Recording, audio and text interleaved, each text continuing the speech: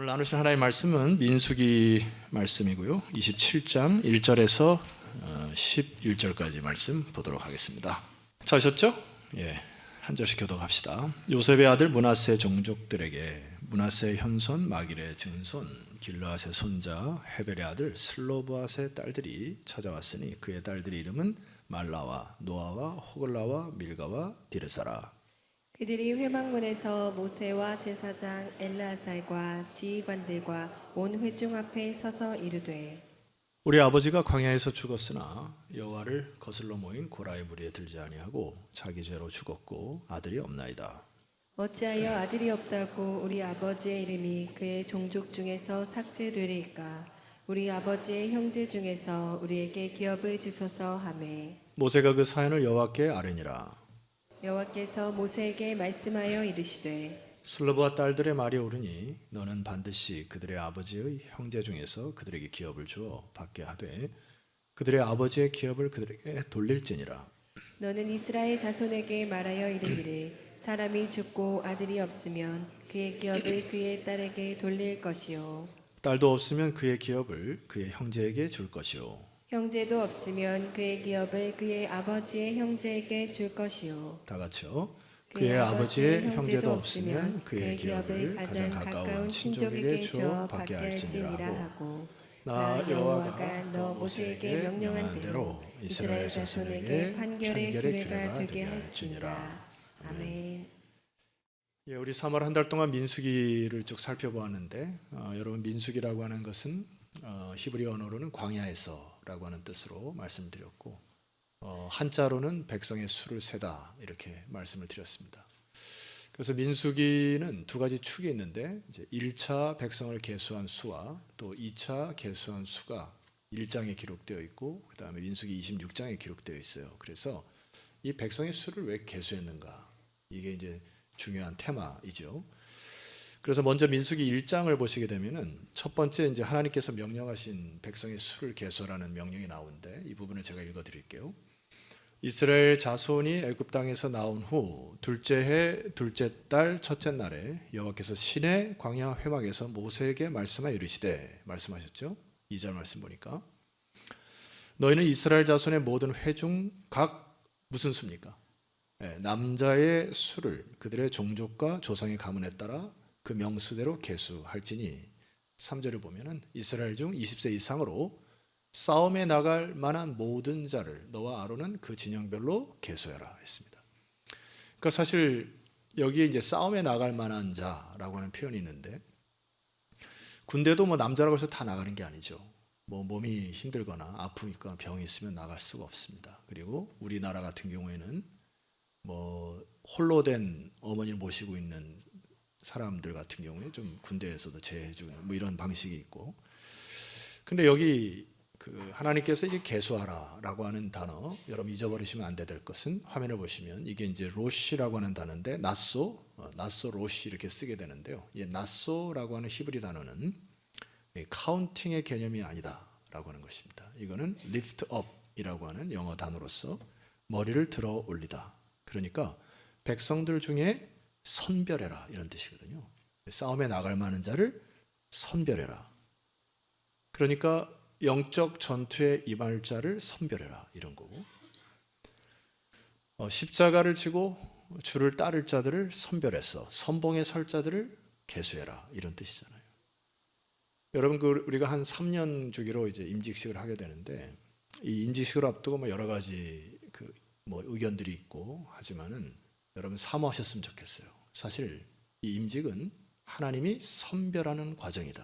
저는 그렇게 확신합니다. 그래서 십자가를 지고 앞서서 희생하고 헌신할 리더들을 뽑는 것이다. 그러므로 잘 임직이 되면 또 교회가 평안하여 든든히 살아갈 줄 믿으시죠? 이게 하나님 나라의 원리죠. 뭐 앞서서 뭐 재물을 착복한다거나 세상처럼 힘을 권력을 잡아가지고 누른다거나 이런 개념이 아니잖아요. 자, 그리고 이제 두 번째 계수를 40년이 지난 민수기 26장에 와서 하나님이 두 번째 명령을 하시죠. 자, 26장 1절 말씀 보시면은 연병 후에 여호와께서 모세와 제사장 아론의 아들 엘르아살에게 말씀하여 이르시되 이스라엘 자손의 온 회중의 총수를 그들의 조상의 가문을 따라 조사하되 이스라엘 중에 20세 이상으로 능히 전쟁에 나갈 만한 모든 자를 계수하라 했습니다. 여기도 하나님께서 전쟁에 나갈 만한 모든 자를 계수하라 이렇게 얘기를 했는데, 두 번째 계수는 첫 번째 계수랑 조금 색깔이 다릅니다. 무슨 얘기냐면은 싸움에 나갈 만한 자를 계수하는 그 군인의 정체성 혹은 뽑힌 자의 정체성 플러스 또 다른 알파가 있어요. 그게 뭐냐 하니까 52절로 내려가시게 되면은 제가 읽어드립니다. 여호와께서 모세에게 말씀하여 이르시되 이 명수대로 땅을 나눠 주어 기업을 삼게 하라. 54절을 같이 읽어야 됩니다. 자, 함께 읽읍시다. 수가 많은 자에게는 기업을 많이 줄 것이요 수가 적은 자에게는 기업을 적게 줄 것이니 그들이 계수된 수대로 각기 기업을 주어라. 무엇대로요? 수대로, 명수대로 기업을 주기 위해서 수를 세라. 백성들의 지파의 수를 세라. 하나님이 기업을 주시겠다 이런 얘기거든요. 다르죠? 두 번째, 저는 이 말씀을 묵상하다가 이것은 우리 인생의 마지막 같은 결산의 의미를 담는다는 생각이 듭니다. 무슨 얘기냐면은 우리 인생길에서 어떤 믿음의 씨앗을 뿌렸는지, 내가 살아온 과정 속에서 믿음대로 순종했는지, 하나님 말씀대로 아멘하여서 내가 자라왔는지, 마지막에 그 뿌린 대로 결산하여 우리 눈에 보여질 확률이 있다. 그것이 우리 삶 속에서 그런 축복으로 받으면 굉장히 축복이죠. 그런데 그리 아니하실지라도 여러분 하나님 앞에 서면 여러분들이 이 땅의 광야에서 믿음으로 살아갔던 것들을 하나님께서 상급으로 주실 줄 믿으시죠? 이 개념이거든요. 그러니까 모든 인생이 결산할 날이 온다라고 하는 것입니다. 그래서 이거는 이렇게 드려야 돼요. 자, 백성 모세에게 얘기하는 겁니다. 너는 천구천사에게 반석교회에 가서 그 수를 세라. 우리는 그러면 어떤 반응을 보여야 되죠? 싸움에 나갈 만한 자세로 주여 제가 여기 있습니다. 이게 축복 아닙니까? 오늘 기분이 살짝 묘해지나요? 그리고 또 다른 명령이죠. 명수대로 땅을 나누어 주어 기업을 삼게 해라. 그러니까 여러분들이 뿌린 대로, 눈물의 씨앗에 기도를 뿌린 대로 거둔 것처럼 여러분들의 지파와 여러분들의 가문이 하나님의 기업을 주기를 바라라. 그래서 하나님께서 지금 부어주시려고 하는 거 아닙니까? 자, 그렇다면 오늘 제가 여러분과 함께 좀 말씀을 나누고자 하는 것은 광야를 통과했던 12지파들이 있어요. 근데 이 12지파들이 다 잘 산 게 아닙니다. 그러니까 어떤 지파는 수가 줄어들기도 하고 어떤 지파는 수가 늘기도 하고 축복이 주어지기도 하고 저주가 주어지기도 해요. 그 이유가 뭘까? 근데 제가 이 민수기를 보다 보니까 가장 그 대변되는 세 지파가 있는데, 자, 그림을 보면서 도표를 보면 좋겠습니다. 도표를 보면은 세 지파가 있죠. 빨간 줄을 끈 지파가 첫 번째 무슨 지파입니까? 시므온 지파. 그 다음에 두 번째 유다 지파. 세 번째는 므낫세 지파입니다. 이 도표를 머릿속에 잘 넣고 여러분들이 주식을 투자하는 분들은 주식 동향을 잘 생각하셔서 아침 저녁으로 묵상하시죠? 성경에 이 도표가 왜 이렇게 했는지 좀 묵상을 해야 될 부분이 있고, 나라님들의 정당 지지율을 관심 많이 가지시죠?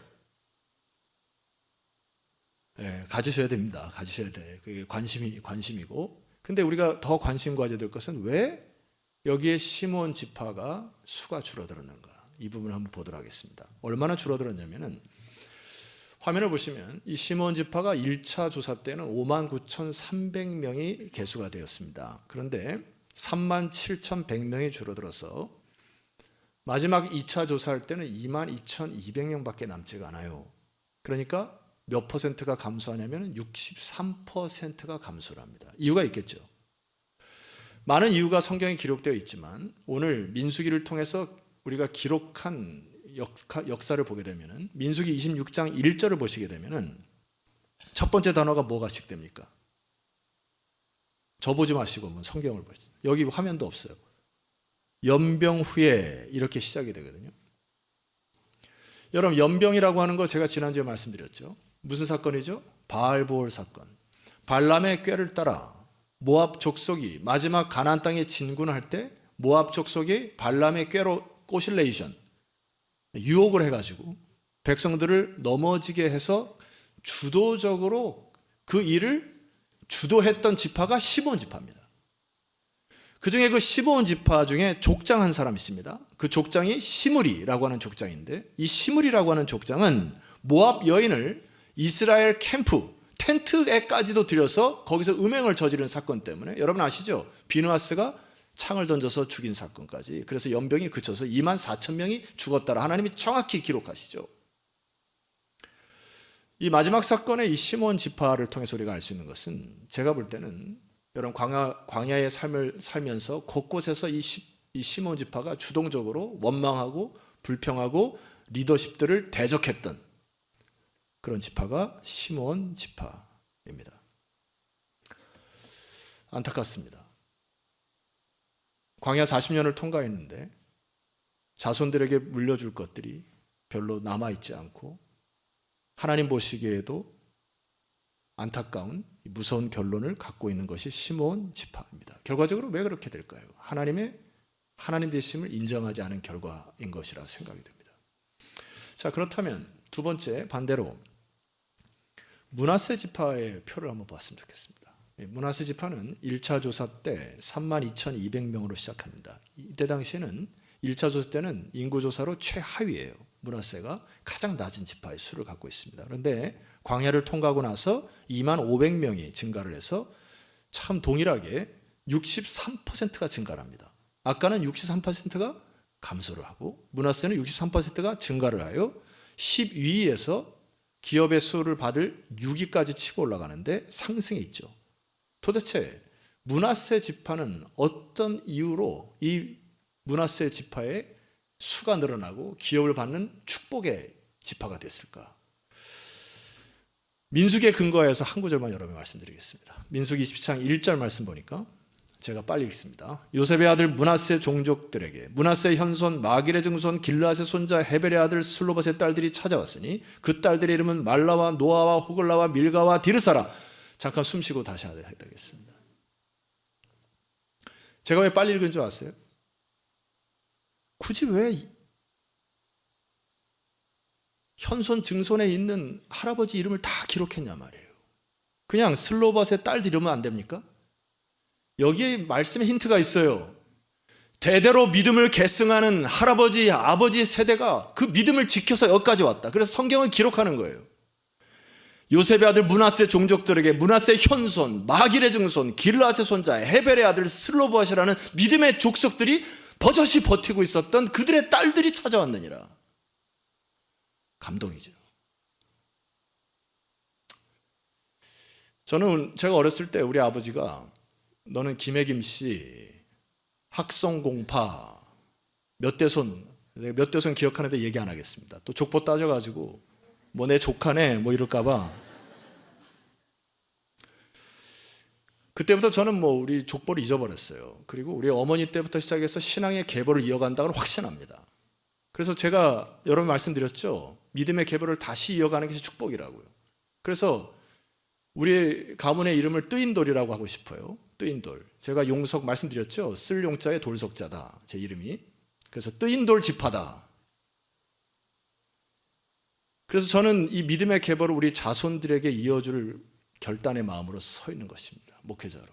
축복 아닙니까? 하나님의 자손으로 그들의 세대를 이어 지금 슬로봇의 딸들이 찾아와 자기들이 원하는 것들을 정식으로 얘기하는 부분이 있어요. 2절 말씀 보니까 그들이 회막문에서 모세와 제사장 엘르아살과 지휘관들과 온 회중 앞에 서서 말씀했습니다. 여러분, 이 질문, 이렇게 말하는 게 쉬웠을까 어려웠을까요? 제 질문이 어려운 겁니까? 여러분, 이 딸들이 와가지고 이렇게 리더십들 앞에 서기조차도 사실 힘든 시대 아닙니까? 남자들의 수만 개수했던 시대 아닙니까? 여성들은 그냥 따라왔던 시대 아니에요? 여성들의 인권이 그렇게 올라왔던 시대도 아니지 않습니까? 그런데 이들은 용기를 냅니다.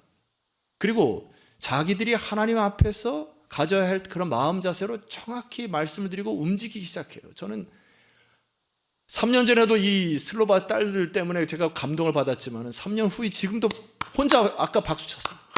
멋있다, 멋있다. 뭐라고 얘기합니까? 3절 말씀 보세요.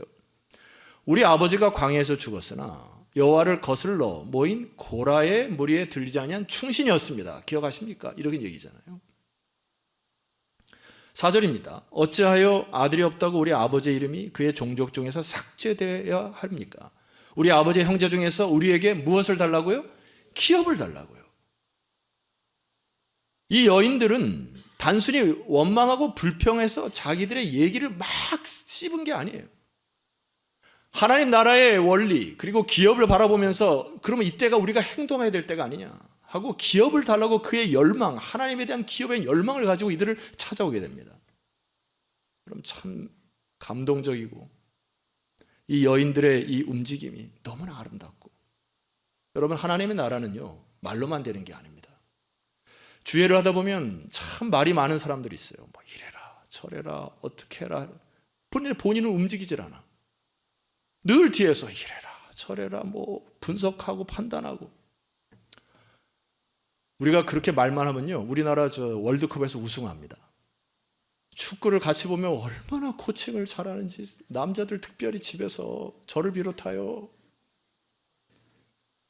이 나란 일도 말입니다. 얼마나 요즘에 뉴스 제가 잘 안 들으려고 해요. 그냥 곳곳에서 뭐 이것은 어떠니 나라가 어떠니 뭐 탄핵이 어떠니 뭐 심판이 어떠니 말은 말하는데 대안이 있어요. 대안이. 여러분 개혁이라는 게 뭐예요? 말로 개혁하는 겁니까? 아니잖아요. 어떠한 조직이나 어떠한 일들을 개혁하기 위해서는 그곳에서 함께 기도하고 연합하여 힘을 키우고 조직을 개편하고 하는 그 힘이 진정한 개혁 아닙니까? 그래서 오직했으면 하나님께서 고난주간에 말입니다. 제수요일이라는 게 있어요. 수요일 날은 금언을 해라. 말을 하지 마라. 여러분 때로 말을 그치고 하나님의 음성을 듣는 축복의 세대가 되기를 소망합니다. 오늘 여기 이 여인들은 말로만 한 게 아니에요. 하나님 나라의 기업을 향하여 그것을 통해서 리더들에게 찾아와 정식으로 보고하여서 움직이기 시작합니다. 제가 지난주에 다시 이제 곱씹어서 읽었던 책 하나가 있어요. 이 책인데 박영우라고 하는 분이 썼던 관점을 디자인하라. 이 사람이 나는 크리스찬인지 아닌지 잘 모르겠어요. 근데 이 책을 제가 작년에 읽었고 다시 한번 이제 끄집어서 읽었는데 이 책 내용 안에 어떤 내용이 있냐면은 이런 내용이 있습니다. 크리에이티브라고 하는 영어 단어가 있어요. 이게 창의성이라고 하는 단어인데 이 단어의 시작은 당연함에 던지는 왜라고 해도 좋을 것이다 이런 얘기예요. 그러니까 우리는 당연하게 그건 전통이야 그냥 해왔어 막 그런 거를 왜라고 하는 질문을 던지라는 얘기입니다. 그 내용과는 이런 게 있어요. 당연함을 부정하라. 모든 것이 마땅히 그래야 한다라고 받아들이면 변화는 존재하지 않는다. 당연함의 틀에 갇히면 아무것도 이루어지지 않는다. 맞죠?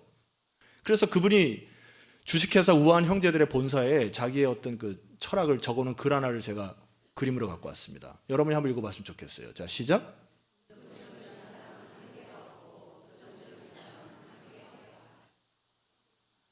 동의? 밑에 사람 뭐예요? 말만 하는 사람은 한 게 없어요. 긍정적인 사람, 여러분 제가 오늘 설교 시간에 여러분을 긍정적인 마인드를 가지고 이 세상을 살아가십시오라고 말씀드리고 싶지가 않아요. 오늘 여기 슬로바스의 딸들은 하나님의 나라를 통하여 묵상하고 어떻게 하면 하나님 나라를 확장할지 거기에 온통 관심을 가진 것입니다. 그래서 이것을 신약적으로 풀면은 저는 에베소서 말씀을 풀려고 해요. 자, 에베소 5장 15절 보세요. 그런즉 너희가 어떻게 행할지를 어떻게? 자세히 주의하여 지혜 없는 자같이 하지 말고 오직 지혜 있는 자같이 행해라 이거 아닙니까? 그럼 그 지혜 있는 게 뭡니까? 15절 말씀 보니까 16절 세월을 다 같이 읽어야 돼. 시작. 세월을 아끼라 때가 악하니라. 여기 아끼라고 하는 단어는 엑사고라우저라고 하는 헬라어 단어인데 이것은 건져 올리다라는 뜻이에요. 그러니까 물속에 물고기가 있는데 그물을 던져서 건져 올리지 않으면 물고기를 거둘 수 없듯이 너희들 그렇게 아껴라라는 뜻인데, 세월이라는 뜻을 다시 한번 설명합니다. 세월이라는 뜻은 카이로스라고 하는 단어인데 이건 두 가지 뜻이 있어요. 첫 번째, 중요한 시기, 기회로 해석할 수 있습니다. 강조합니다. Making the most of every opportunity 이렇게 되어 있는데, make 해라, take 하지 말고, 모든 것을 그냥 앉아서 뭔가를 취하려고 하지 말고 make 해라. 흘러가는 시간 속에서 하나님 주신 기회를 잡아라, 이런 뜻이거든요. 그것이 세월을 아끼다는 뜻입니다. 두 번째는 하나님의 시간, 하나님의 때로 해석할 수 있습니다. 모두 다 흘러가는 시간 속에서 우리 인생을 살아가요. 다 똑같이 주어진 시간 속에 하루 24시간에 살아갑니다. 그런데 어떤 이는 그 속에서 하나님의 시간, 하나님의 때, 하나님의 뜻을 발견하여 세월을 아껴서 그물을 던져서 그 시대를 거슬러 올라 고기를 낚습니다. 오늘 여기 슬로바스의 5 딸들이 세월을 아낀 거 아닙니까? 기회를 잡은 거 아닙니까? 그냥 당연한 것이었어요. 그 시대에 여자들이 나서지 않은 거, 여성들에게 기업이 안 돌아가는 거 그냥 당연한 것인데 그것을 거부하기 시작합니다. 이것을 창의성이라고 불렀으면 좋겠어요. 흘러가는 시간 속에서 하나님의 나라와 열망을 통하여 무의미한 시간 속에서 유의미한 하나님의 역사를 슬로바스의 5 딸들이 이뤄냅니다. 여러분, 이것을 무엇이랑 견주할 수 있겠습니까? 갈렙이라는 사람이 이 산지를 내게 주시옵소서라고 하는 것과 이 슬로바스의 5 딸들이 우리에게 기업을 주소서 하는 것과 이 일맥상통한 이 고백이 여러분의 고백이 되기를 소망합니다. 그것이 축복인 것이에요. 세상의 기업이나 세상에서 누리는 영광 말고 결단함으로 기회를 잡아서 하나님이 주시는 그 기업의 영원한 기업을 사모하는 것. 이 슬로바스의 5 딸들이 그런 결단을 통해서 큰 파장을 일으킵니다.